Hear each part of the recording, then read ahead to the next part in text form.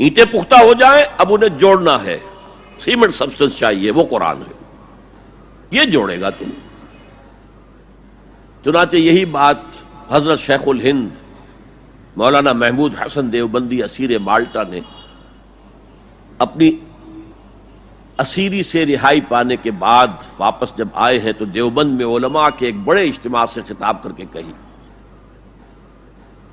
مولانا مفتی محمد شفیع رحمت اللہ علیہ وہ خود موجود تھے، اس میں بڑے بڑے علماء، مولانا حسین احمد مدنی رحمت اللہ علیہ، شبیر احمد عثمانی رحمت اللہ علیہ، مولانا اشرف علی تھانوی رحمت اللہ علیہ، مولانا انور شاہ کشمیری رحمت، بڑا مجمع، اور کہا حضرت شیخ الہند نے ہم نے تو اپنی اسیری کے 4 سالوں کے دوران جتنا غور کیا تو ہماری اس وقت کی امت کی زبوں حالی کے 2 سبب سامنے آئے۔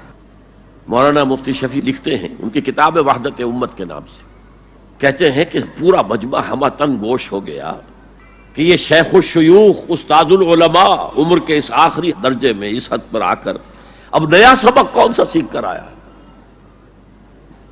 تاکہ ہمیں تو اس کے 2 سبب معلوم ہوئے، ایک ہمارا قرآن کو ترک کر دینا، لفظ نوٹ کیے، ترک کر دینا، اور دوسرا ہمارے آپس کے اختلافات۔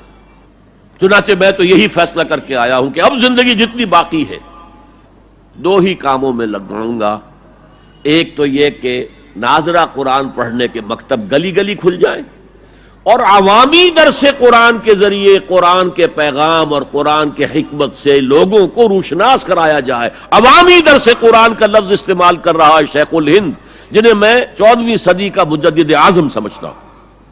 اور نمبر 2 یہ کہ آپس کے اختلافات کو ہوا نہ دی جائے۔ یہ واقعہ کوٹ کر کے مفتی محمد شفیع صاحب لکھتے ہیں کہ حضرت شیخ نے جو 2 باتیں کہیں اصل میں وہ ایک ہی ہے۔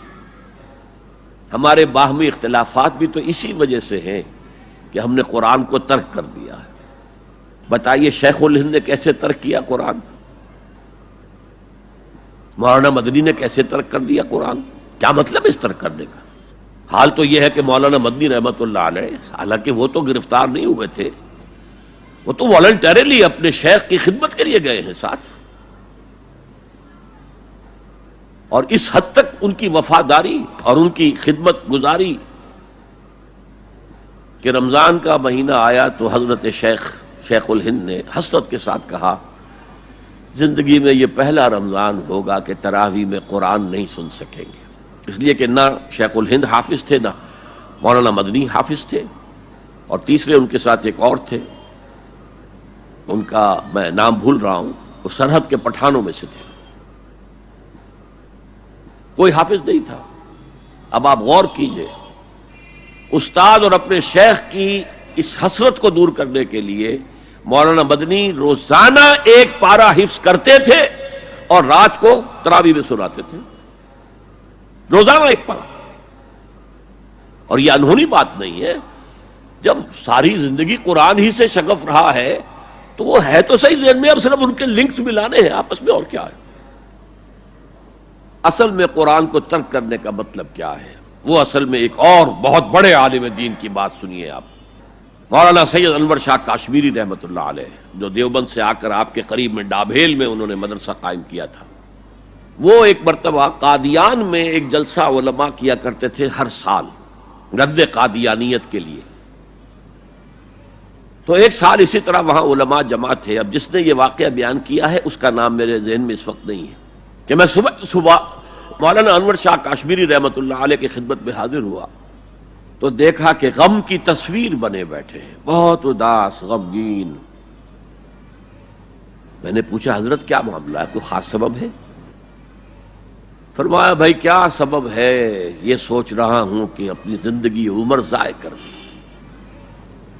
میں نے کہا حضرت آپ نے زندگی ضائع کر دی، عمر ضائع کر دی؟ آپ نے علم، بیہقی وقت کہلاتے ہیں انور شاہ کشمیری، جیسے امام بیہقی تھے، محدث اور فقیہ دونوں اعتبارات سے بلند،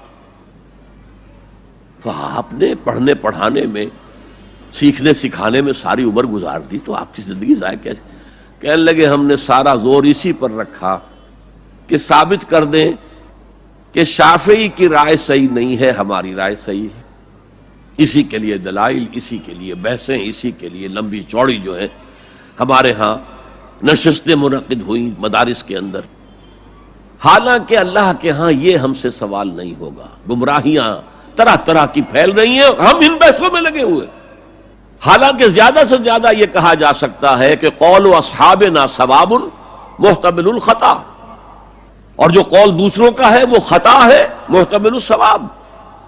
زیادہ سے زیادہ یہ کہہ سکتے ہیں ہم کہ ہمارے جو اسلاف ہیں، ہمارے جو اساتذہ ہیں، ان کا قول صحیح ہے، اگرچہ اس کے خطا ہونے کا بھی امکان ہے. ہم یہ نہیں کہہ سکتے کہ اس کے غلط ہونے کا کوئی امکان ہی نہیں، معصوم تو وہ نہیں تھے.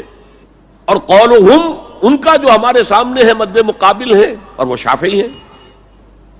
اصل تو جو ٹکراؤ تھا وہ فقہ حنفی اور فقہ شافعی کے مابین تھا.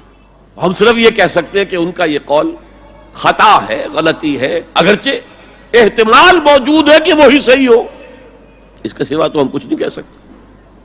اور ہم نے اپنی ساری زندگی اس کام میں لگا دی.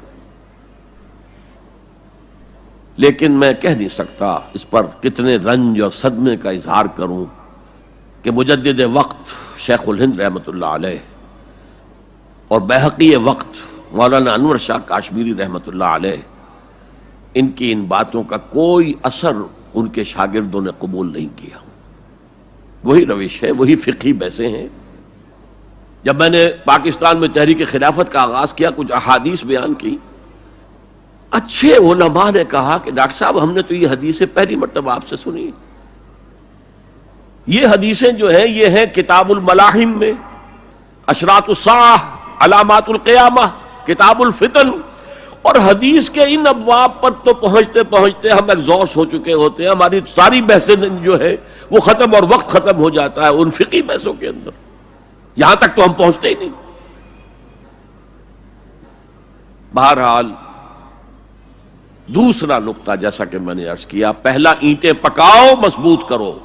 یا ایھا الذین آمنوا اتقوا اللہ حق تقاتہ ولا تموتن الا وانتم مسلمون. اور دوسرا ان کو جوڑنے کے لیے قرآن کو ایز اے سیمنٹ سبسٹنس استعمال کرو. واعتصموا بحبل اللہ جميعا ولا تفرقوا واذکروا نعمت اللہ علیکم اذ کنتم اعداء فالف بین قلوبکم فاصبحتم بنعمتہ اخوانا وکنتم علی شفا حفرۃ من النار. تم تو تباہی آگ کے گڑھے کے کنارے تک پہنچ گئے تھے، گرا چاہتے تھے. فانقذکم منہا، تو اللہ نے اس سے تمہیں نکالا ہے. کذالک یبین اللہ لکم آیاتہ لعلکم تہتدون. اسی طرح اللہ تعالیٰ تمہارے لیے اپنی آیات کی تبیین کر رہا ہے، وضاحت کر رہا ہے، تاکہ تم ہدایت حاصل کر سکو.